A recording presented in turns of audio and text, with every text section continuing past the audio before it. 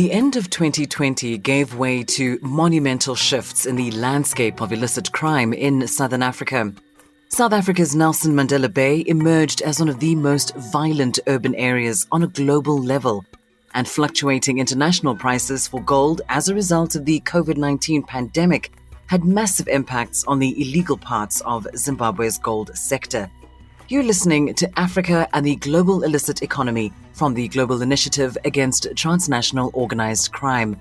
This week, we're in Southern Africa. I'm your host, Lindy Mtongana.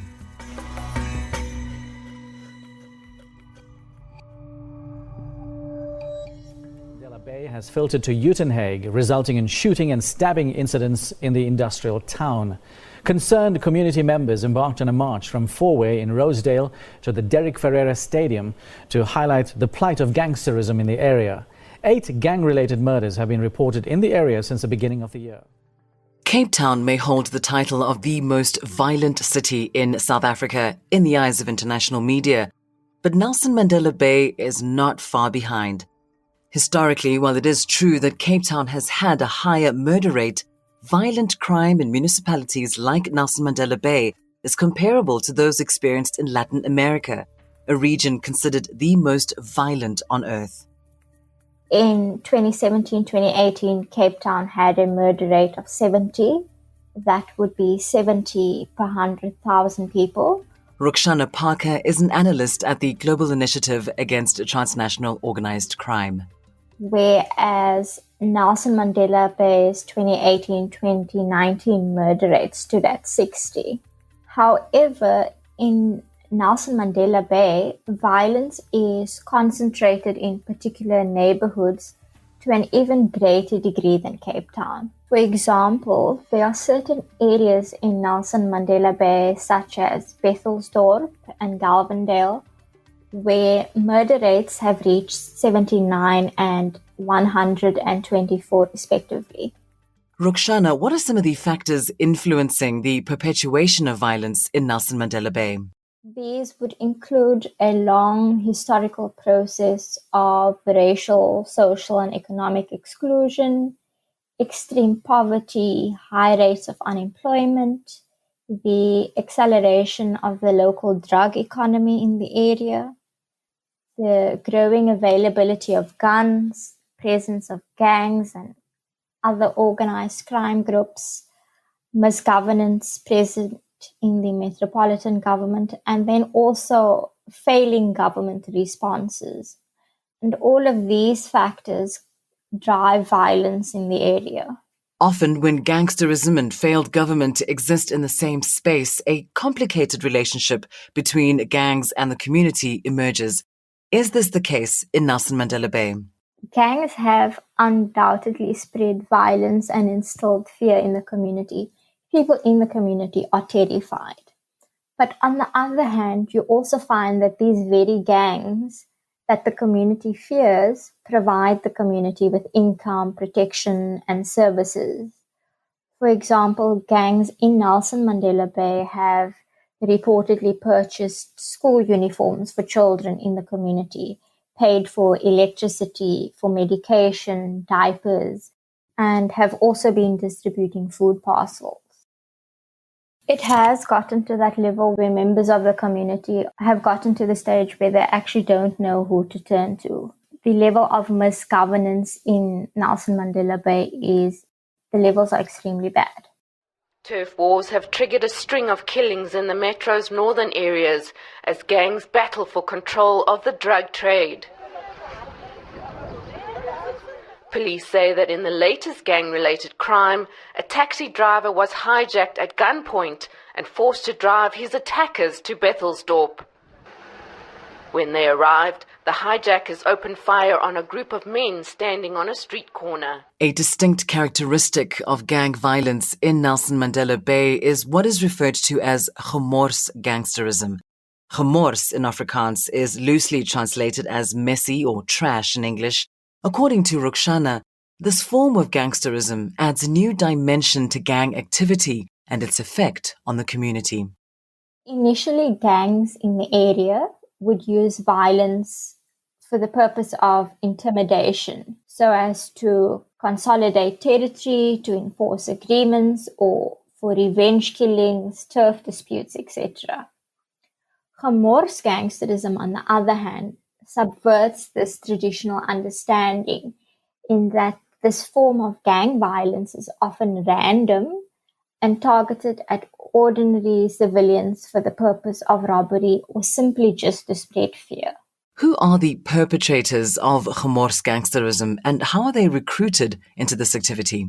Alarmingly, the perpetrators are mostly young children, some between the ages of 9 and 14, who are paid for their actions in small quantities of drugs. The reason that these children are motivated to work for Chamor's gangs are also different from the reasons that the youth would join your traditional street gangs. With your traditional street gangs, youth would join the gangs because of the prospect of economic gain or protection or the sense of belonging. However, with Chamor's gangs, the children are primarily interested in acquiring drugs.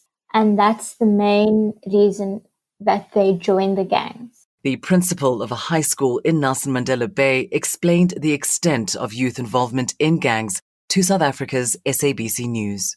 Yeah, listen, in the recent times we've had a spate of murders, a spate of attempted murders where our youngsters have been exposed to huge trauma in terms of killings related to drugs and gangsterism. And of course it is affecting our schools in as much as learners fear for their lives. Therefore they either don't attend school or they have to leave school early, don't attend afternoon classes, and don't even attend sports events out of fear for their lives.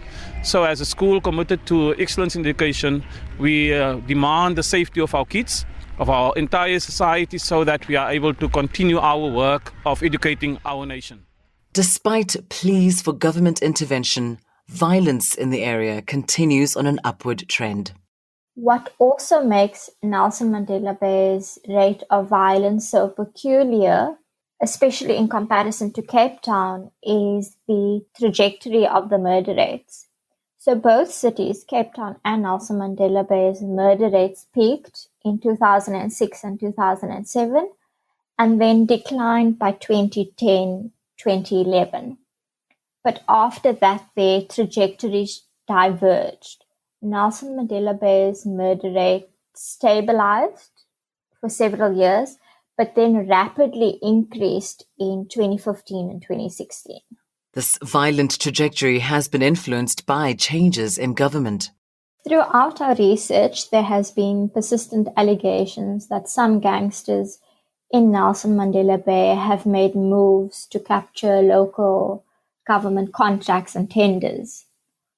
What essentially happens is that gang bosses have registered companies and they have relationships with powerful politicians like ward councillors and even more senior officials who then assist them in obtaining government tenders.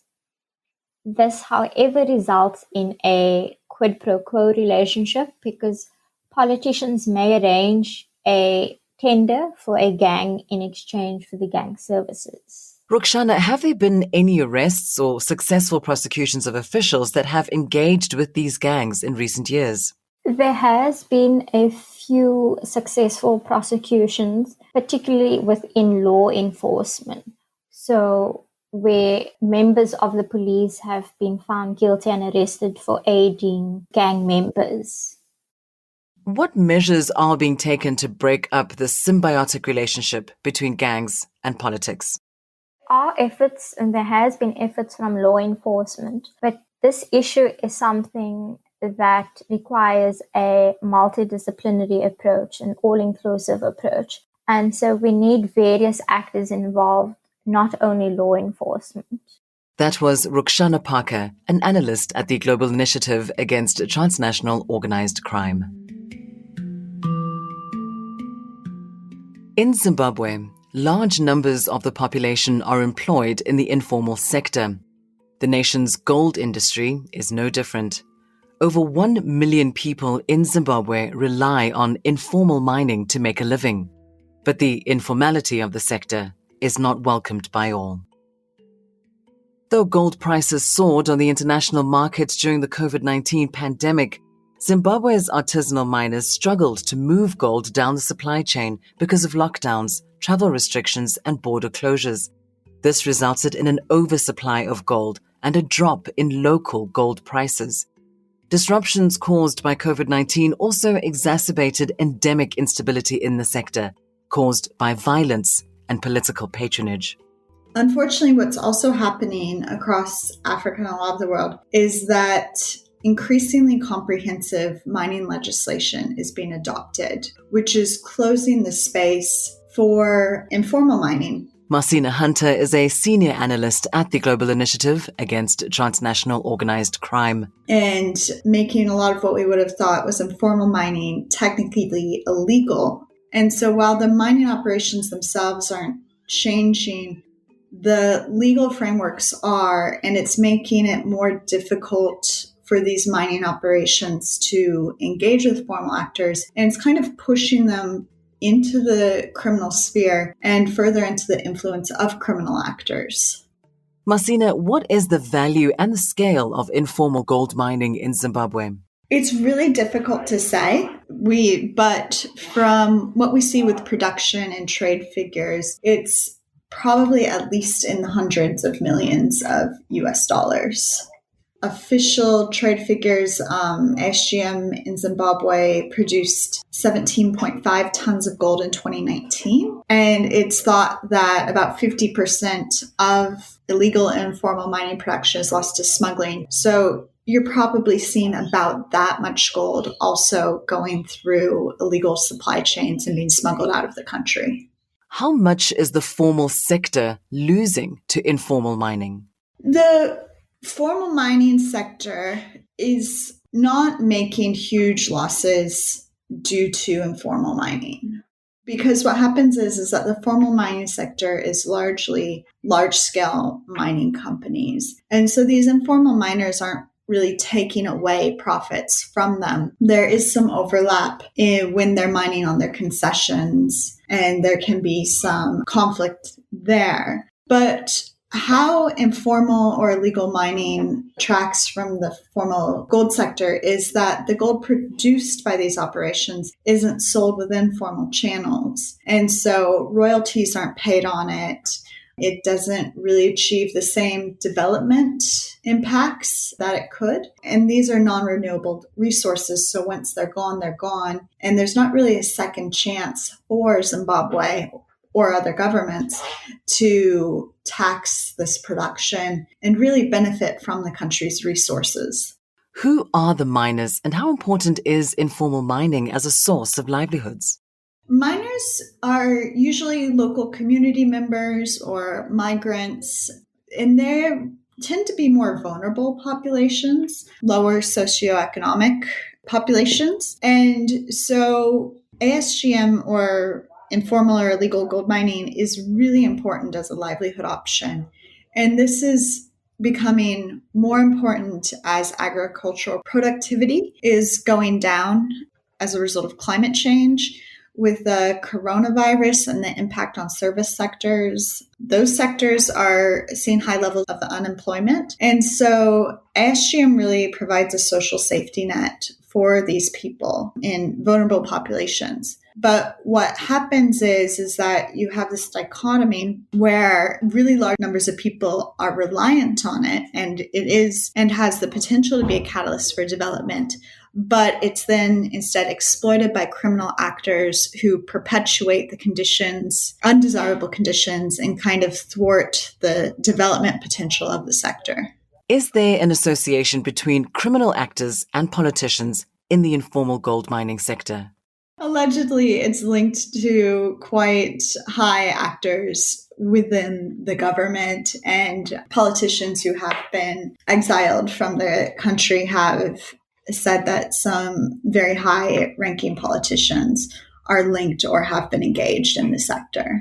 GI interviews with miners and gold buyers unearthed accusations of corrupt control over the gold trade led by members of the Zimbabwe African National Union Patriotic Front, or ZANU-PF, political elite. We've heard pretty pervasive reports for a number of years that the ZANU-PF has a pretty tight hold over the gold sector in Zimbabwe. Some miners or other participants would say that it's really difficult, if not impossible, to enter into mining without the blessing of the ZANU-PF.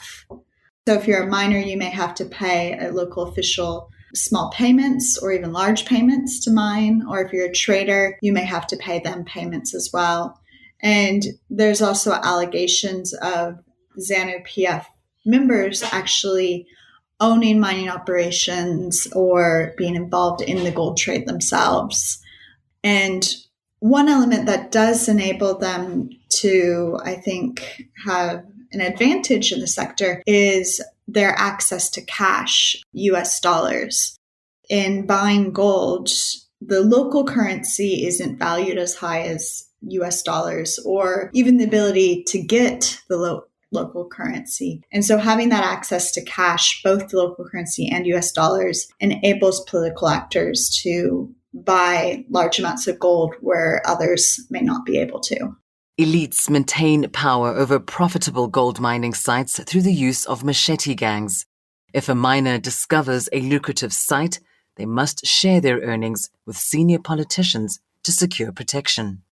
It is alleged that the machete gangs are funded by politicians, and that these same kind of groups or gangs can be used around elections and voting intimidation. And so that's the link between politicians and gangs. And what you saw with the crackdown on machete gangs is that a lot of the members either received tip-offs that law enforcement was coming, and so they would not be there when they came, or when they were arrested, they were released from jail or bailed out fairly quickly due to links to influential individuals.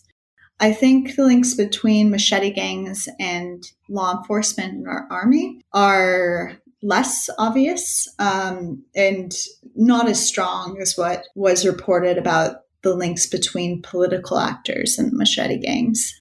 Marcina, how are machete gangs instrumentalized by political elites to instill fear in miners?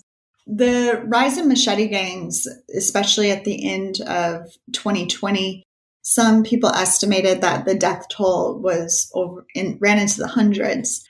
And so what the machete gangs do is they terrorize mining communities and mine sites, and they use different tactics to terrorize miners as well as collect profits from them. So there were some allegations that they were targeting female miners. And so informal, nonviolent miners were afraid to mine because of these gangs. And what they would do is they can either take over a mine site and mine it themselves, or more frequently it was reported that they would force miners to give them their ore or pay them the money or give them the gold that was produced from the mine sites. In an effort to quell violence committed by machete gangs, the Zimbabwean police launched Operation Chikorokoza Ngachipere in January 2020. While the operation led to the arrests of around 52,000 people by that September, thousands of gold miners were arrested for trivial offenses. Unfortunately, the operation probably wasn't as successful as it could have been because it targeted all informal mining, not just the machete gangs and violent miners. So the result was a large amount of arrests and fines, but it tended to be for less egregious offenses like unlicensed mining or that sort of thing, rather than violence. And so informal miners were twice victimized, once with the machete gangs and then again with the crackdown. Whereas I mentioned earlier, the members of the machete gangs, due to alleged political protection, were not really, the crackdown didn't have much of an impact on their activity in bringing the violence to an end. Marcina, is there any hope that the high-ranking criminal actors within the illegal mining space will ever be brought to justice? I think as greater media and NGO reporting and sheds light on their involvement in the sector. It will better enable the international community and trade partners to effectively respond. What this means in practice may be more direct sourcing from informal mining operations by private sector actors or other governments putting pressure on high-level political actors. Will this be easy? I don't think so. We've seen a lot of, if you look at attempts to regulate the diamond sector, which have also been ongoing for quite some time, that has not had, I think, the level of success we would have liked to see in Zimbabwe. So I think there are ways it can be done, but it definitely is a challenge and will require lots of investment and long-term engagement and addressing corruption and impunity in the country. That was Masina Hunter, a senior analyst at the Global Initiative Against Transnational Organized Crime.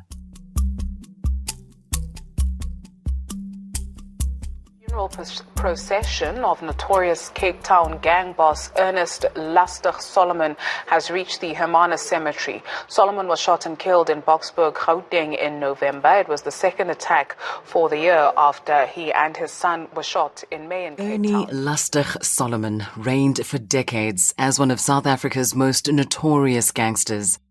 Solomon survived assassination attempts before, but last year, on November 20th, his luck ran out. He was in Johannesburg, in Boksburg, on the east of Johannesburg in November, and he was driving with some family members. And a Ford Ranger stopped in front of his vehicle. He was driving a BMW. The two men got out. They were armed with firearms and started shooting at the car. Some reports saying that they actually shot through the roof of the car because they assumed that the vehicle was armor-plated. The photograph circulated on social media on that Friday afternoon showing how Solomon was kind of slumped behind his wheel and he still had his seatbelt on. He was wearing shorts and a brown anorak. And it was quite a poignant image. Mandy Wiener is a journalist, a talk show host, and an author. You have this guy who had become notorious. A movie was made about him and he was known as Lastig. And here he was that he had been slain in a very, very violent way. Police have still not arrested anyone as far as I'm concerned, but it was quite evidently a hit and he was the target. There's no doubt about that. There are many theories behind Solomon's murder, but what is glaringly apparent is this high-ranking gangster's death has left a void in the Western Cape's illicit economy. Ernie Solomon was described very much as a veteran gangster, somebody who was quite well known in gang circles, particularly in Cape Town. He achieved notoriety as the leader of the Terrible Josters, which is a gang in Cape Town, but it has allegiances to the 28s. And he was really considered as one of the main gang leaders, particularly in the late 1990s. Some reports even saying that he was held in such high regard that he was referred to as the beginning of the number and the end of the number. And that's a reference, of course, to prison gang culture in South Africa, where many prisoners are affiliated with a number, which is a gang. But then he also became a rapper, he was an actor, and in 2013, a movie was even made about him called A Lucky Man. He was seen as reformed in some sense, but then having returned again to the gang world. Mandy, what was the scope of Ernie Solomon's criminal enterprise in the Western Cape? We don't know for certain exactly what he was involved in. There's lots of associations with the abalone illegal trade. In fact, one of the suggestions around his death was that he had gone into witness protection and that he was going to testify. And there was a fallout with a nephew of his that they were fighting over the abalone trading routes in Hermanus, just outside Cape Town. So that's the suggestion of the main influence that he was linked to. There are also suggestions that he was involved in networks that were trading in TOC or other contraband as well, which had become quite established. So we know that the gangs in Cape Town are often involved in the trading of TOC or other contraband, other kinds of drugs, even illegal tobacco. And abalone is very prominent as well. Seeing as Solomon was such a prominent gangster, did he have links to powerful groups and individuals, perhaps even in the realm of politics?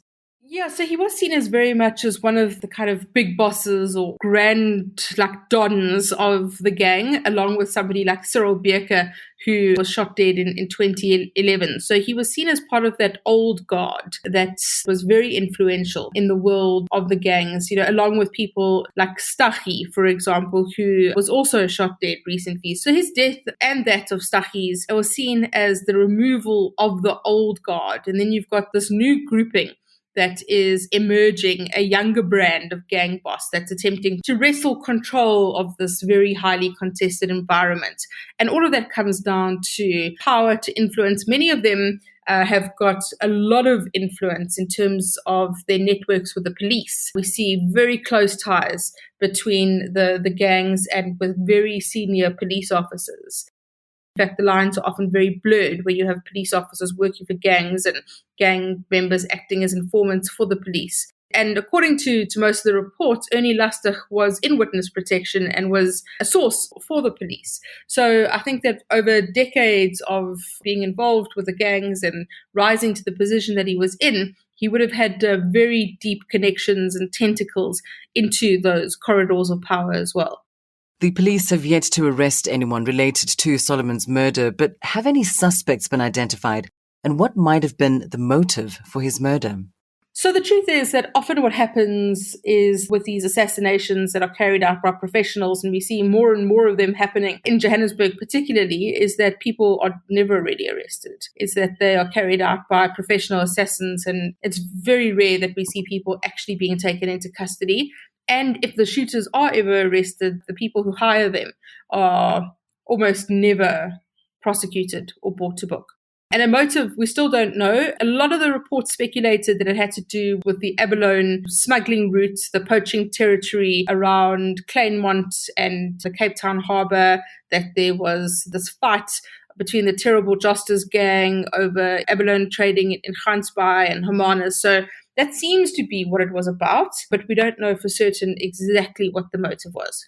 Considering how powerful he was and the extent to which he terrorized particular communities, do you think that people are safer now that he is dead?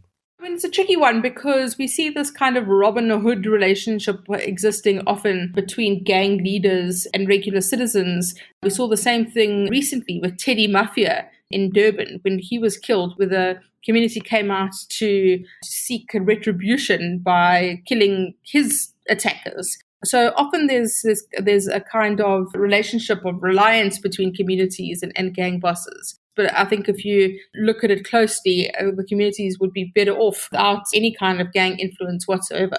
A number of assassinations of prominent gangsters have taken place in recent years. Teddy Mafia, Rashid Stachy, Cyril Beerker. Mandy, should we anticipate more high-profile killings of gang leaders in the coming months or across this year? We saw a lot of disruption happening over the past few years with this emergence of a new leadership and a new generation. I think we will undoubtedly continue to see more assassinations. We saw a lot of assassinations happening in Joburg over the last 2 or 3 year period related to Serbian organized crime. We see plenty of assassinations relating to the taxi industry, to the drug industry. And unfortunately, the biggest problem we have is that many of these are carried out by professional assassins, either homegrown or brought in from overseas. And we just do not have the intelligence capacity to get to the bottom of that, to either track them down or to preempt them. And in many cases, we have a situation where the police are even involved themselves. And we see now from the shooting of Charles Kinnear, the investigator in Cape Town, just how deep that problem lies and how dangerous it is for the police that are even investigating these assassinations to try and stem the flow of blood. That was Mandy Wiener, journalist, talk show host and author.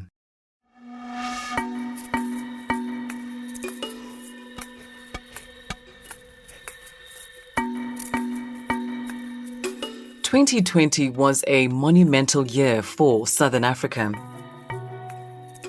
Zimbabwe's informal and illegal gold market, which has been in flux in recent months due to the impact of the coronavirus pandemic, saw a surge of violence by gangs linked to members of the political elite who exercised corrupt control of gold mining sites. The assassination of gang leader Ernie Solomon, a significant event not only because Solomon was a powerful figure in the Western Cape underworld, but also because his killing is emblematic of wider shifts in dynamics of control between gangs in the region. And government mismanagement coupled with corruption fed into a steady increase of violence in Nelson Mandela Bay. These massive shifts at the end of 2020 laid the foundation for what illicit crime will look like in the year to come. That concludes this episode of Africa and the Global Illicit Economy with the Global Initiative Against Transnational Organized Crime. Thank you to our guests Ruxana Parker, Marcina Hunter, and Mandy Wiener. For more on this episode, visit www.globalinitiative.net and take a look at the Civil Society Observatory of Illicit Economies in Eastern and Southern Africa, Risk Bulletin number 14. You can also listen to previous episodes as well as other podcasts from the Global Initiative. This episode was produced by Alexandra Sahai Williams, and I'm your host, Lindy Mtongana.